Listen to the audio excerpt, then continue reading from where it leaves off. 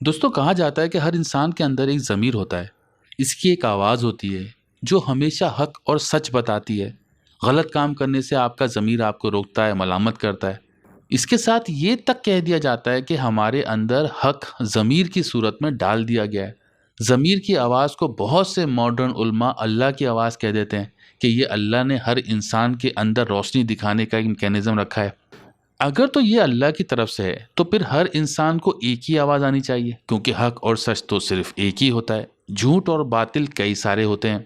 ایک گورا انسان بے فکر ہو کے شراب پیتا ہے، ایک مسلمان اس کو دیکھتا ہے تو اس کے ضمیر کی آواز آتی ہے کہ کتنا غلط کام کر رہا ہے۔ ایک مسلمان انسان بے فکر ہو کے گائے کاٹتا ہے، لیکن ایک ہندو دیکھ کر اس کا ضمیر کی آواز آتی ہے کہ کتنا پاپ کر رہا ہے۔ اور اگر واقعی میں اللہ نے ایسی کوئی آواز رکھی ہے تو پھر نبیوں کے آنے کا تو کوئی جواز ہی نہیں بنتا، کیونکہ ہر دور میں کچھ نہ کچھ لوگ اس آواز پر لبیک کہیں گے اور کچھ لوگ اس کو انسنی کر دیں گے۔ تو اگر یہ کہہ دیا جائے کہ ضمیر وغیرہ کا کوئی چکر نہیں ہے تو پھر یہ ضمیر کی ملامت کیا ہوتی ہے، کانشیس بائٹ کیوں کرتا ہے انسان کو، اس کی کیا حقیقت ہے؟ دیکھیے، اللہ تعالیٰ اس کائنات کا خالق ہے۔ اس نے جو چیز بنائی اس چیز کے اندر اس چیز کے آگے بڑھنے کی جو رہنمائی ہے، اللہ نے اس کو وحی کر کے اس کے اندر رکھ دی۔ کائنات کی ساری اشیاء یہاں تک کہ جانور اور پودے بھی مجبور پیدا کیے گئے، وہ اس سے انحراف نہیں کر سکتے۔ اس بات کو آپ اس مثال سے سمجھیے کہ اے سی کے ریموٹ سے آپ صرف اے سی ہی چلا سکتے ہیں، ٹی وی یا کوئی اور ڈیوائس تو نہیں چلا سکتے نا۔ ٹی وی اور اے سی کے ریموٹ ایک خاص ہارڈ کوڈڈ چپ کے ذریعے چلتے ہیں۔ ان کی ایک لمیٹڈ سی فنکشنالٹی ہوتی ہے جو ان کی چپ کے اندر محفوظ یا ہارڈ کوڈ کر دی جاتی ہے، سیو کر دی جاتی ہے۔ اسی طریقے سے اللہ نے بھی مخلوقات کی جو رہنمائی ہے وہ ان کی جبلت یا انسٹنکٹ میں سیو کر دی ہے۔ شیر بھوکا مر جائے گا، گھاس نہیں کھائے گا، اور بکری گوشت نہیں کھائے گی، یہ ان کی انسٹنکٹ میں سیو ہے۔ اس بات کو اللہ کہتا ہے کہ ہم نے وہی کر دی کروں کو، یعنی کہ پلانٹس کو، کہ وہ جو کام وہ کر رہے ہیں وہ ویسا کریں، جس طریقے سے موومنٹ ہو رہی ہے وہ ویسی کریں۔ دوسری طرف اللہ تعالیٰ کہتا ہے کہ ہم نے وہی کر دی شہد کی مکھی کو کہ وہی کام کرے۔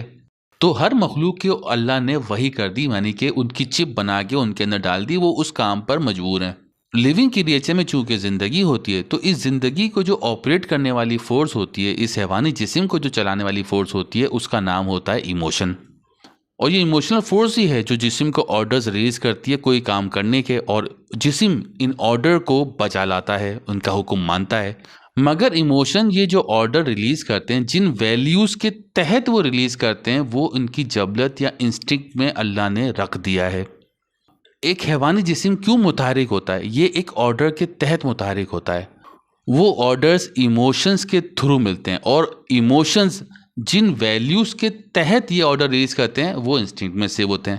مثال کے طور پہ ایموشنل آرڈر کا ایک مقصد ہے کہ اس جسم کو مینٹین رکھنا ہے اس نے، تو جیسے ہی جسم کی توانائیاں ڈاؤن ہوں گی تو بھوک کا آرڈر ریلیز ہو جائے گا، پھر جانور کھانا کھانے کے لیے ایفرٹ کرے گا، اب جسم متحرک ہو جائے گا، اور جیسے ہی کھانا کھا لے گا، ریکوائرڈ لیول میٹ ہو جائے گا انرجی کا، تو جانور کھانا کھانا چھوڑ دے گا، پیٹ بھر جائے گا اور سکون میں آ جائے گا، سیٹسفائی ہو کے بیٹھ جائے گا۔ یہ جو لیولز ہیں نا، ریکوائرڈ لیولز، ان کی ویلیوز انسٹنکٹ سے آتی ہے۔ کتنی ویلیو پہ کھانے کا آرڈر ریلیز کرنا ہے اور کتنی ویلیو پہ کھانے کا آرڈر کلوز کرنا ہے، یہ ویلیوز انسٹنکٹ میں سیو ہوتی ہے۔ اب آئے انسان پر۔ انسان کے اندر یہ جبلت یا انسٹنکٹ ہی نہیں ہے جس میں یہ ویلیوز اسٹور ہیں۔ اس کے بجائے اللہ تعالیٰ نے انسان کو وہ بہترین چیز دی جس کی بنا پہ انسان ممتاز بنا، اور وہ ہے فریڈم۔ دوسری مخلوقات کی بنسبت جو کہ مجبور پیدا کی گئی تھی، انسان کے پاس فریڈم ہے، لیکن انسان کو بھی حیوانی جسم ہی عطا ہوا ہے۔ تو جہاں حیوانی جسم آئے گا وہاں ایموشنل آرڈرز آئیں گے، کنٹرولنگ فورس آ جائے گی۔ انسان کے اندر بھی وہی ایموشنل آرڈرز ہیں، جیسے کہ بھوک ہے، خوف ہے، نسل بڑھانے کا جذبہ وغیرہ وغیرہ۔ انسان کے اندر یہ ویلیوز اس کی انسٹنکٹ سے نہیں بلکہ اس کے سب کانشیس مائنڈ سے آتی ہیں۔ انسٹنکٹ آپ یہ سمجھ لیں ایک چپ ہوتی ہے، ایک فکس چھوٹا سا لمیٹڈ سا کام ہوتا ہے اس کا، اور سب کانشیس مائنڈ یعنی انٹلیکٹ آپ سمجھ لیں ایک پروسیسر ہے، پروسیسنگ میکینزم ہے جو کہ لارج اسکیل پہ کام کرتی ہے۔ تو انسان کے اندر یہ ویلیوز اس کے سب کانشیس مائنڈ میں سٹور ہوتی ہیں، لیکن یہ ویلیوز اللہ سٹور نہیں کراتا۔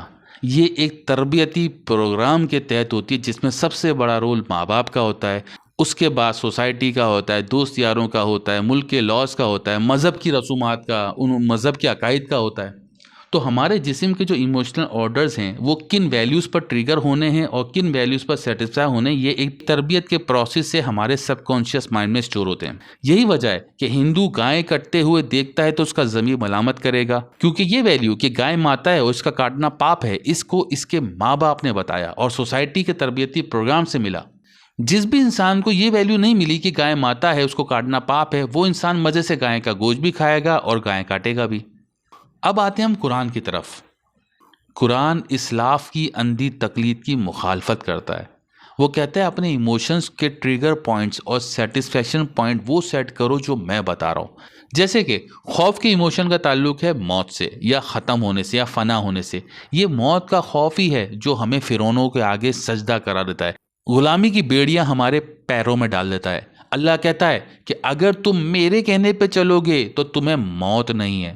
تمہارا شعور، تمہاری خودی جو اس جسم کے اندر ہے، اس جسم کی موت کے بعد اگلے راؤنڈ میں چلی جائے گی اور تمہارا شعور کہیں اور بیدار ہوگا۔ یہ ہے وہ جنت کی زندگی جس کا اللہ وعدہ کرتا ہے۔ سوچیں، جس انسان میں موت کا خوف ہی نہ ہو تو وہ کتنا نڈر ہوگا۔ اس کا خوف کا ایموشن ٹریگر ہی نہیں ہوگا، اور جب خوف کا ایموشن ٹریگر نہیں ہوگا تو وہ انسانوں میں کنگ ہوگا۔ ہم شیر کو بادشاہ کیوں کہتے ہیں جانوروں کا؟ کیونکہ اس کا خوف کا ایموشن ٹریگر نہیں ہوتا۔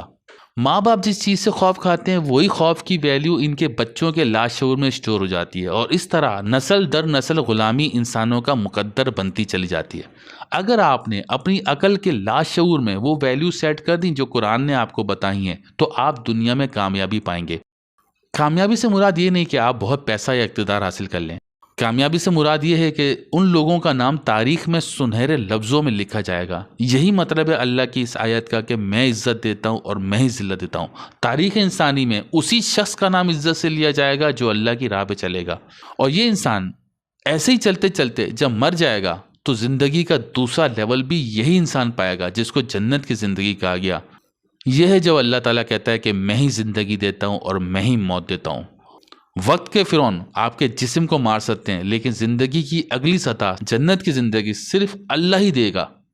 چاہو تو وہ زندگی پالو، چاہو تو یہ غلامی کی بدترین زندگی جیتے رہو اور مر جاؤ۔